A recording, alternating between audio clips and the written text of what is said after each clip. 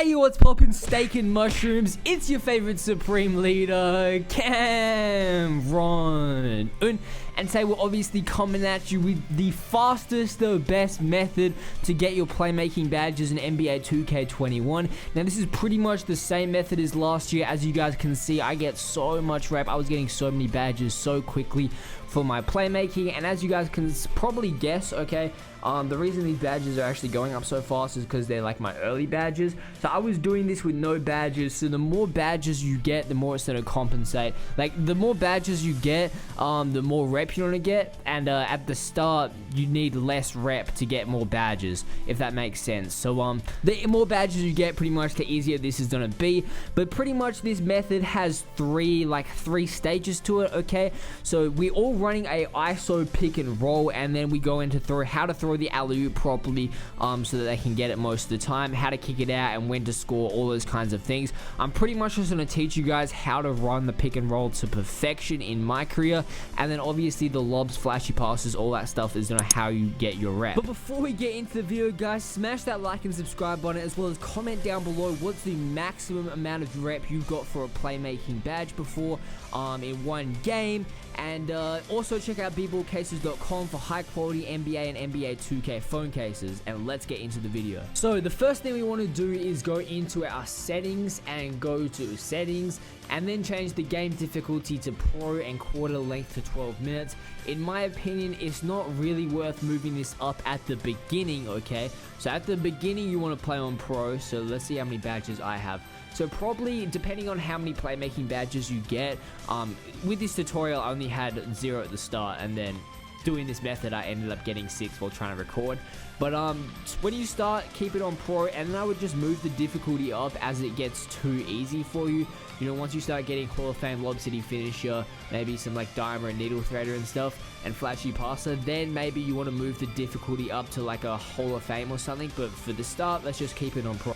So once you get into the game and you've got the ball in your hands, the first thing you want to do is call a quick isolation. You call these plays by either clicking down or to the left on your arrow sticks on your controller, and then after that, click the corresponding button that says quick isolation. In my case, that was Y. You then want to go to one side of the court at probably like the limitless range mark, so a couple steps back from the 3-point line, just as I'm positioned here. You then want to hold LB on Xbox or L1 on PS4 to call for the pick and roll. As the screener sets their screen, you then want to do a drill move. I like using the momentum crossover. You guys can check out my tutorial link in the description if you want to use the momentum crossover. It's just a nice move because it gets you a lot of speed around the screen. Now here's where you have to decide what you're going to do. Are you going to take the layup yourself?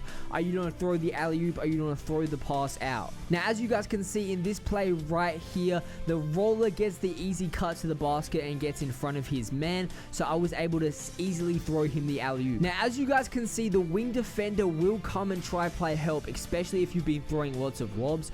So if he does play help, all you got to do is hit the corner. Now as you guys can see in this play, it's inevitable that sometimes you'll get clamped up or your roller will stop.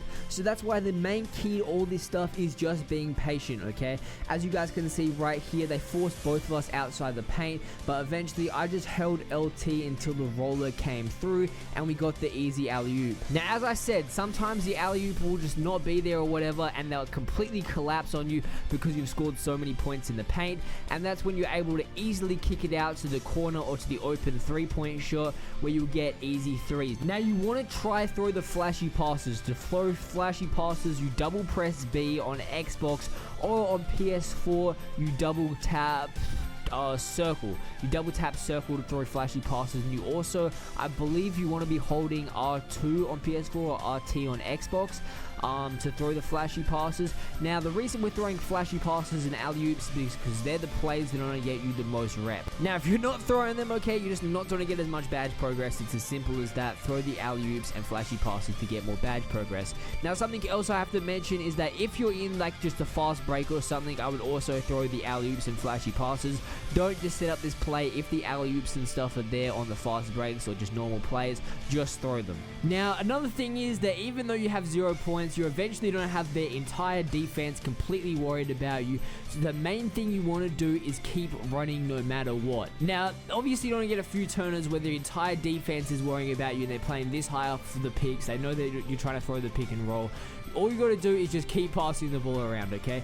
Keep running until there's an open pass. Do not stop. If you stop, you're going to get way too many turnovers and you're going to get cold very, very quickly. Now, sometimes the defense is also going to completely stop worrying about you and give you the open lane. As you guys can see, I didn't quite get the open lane on that play right there.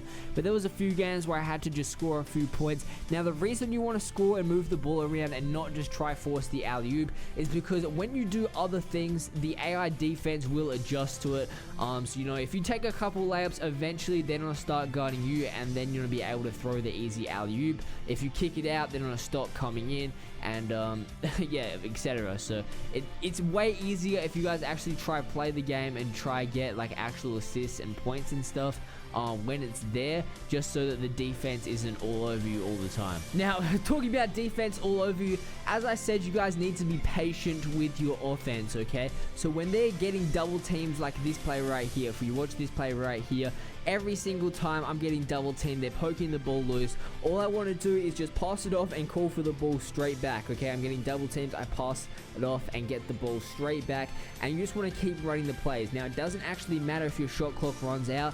All you got to do is pass it to the AI and let them force up a bad shot. Ideally, you don't have a bit of space and be able to throw the flashy pass and let them force up a bad shot.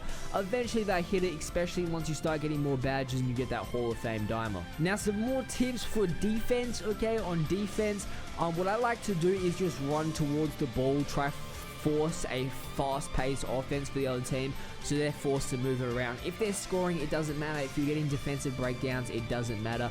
The idea is to grind your badges, so you want them to shoot as many shots as fast as possible.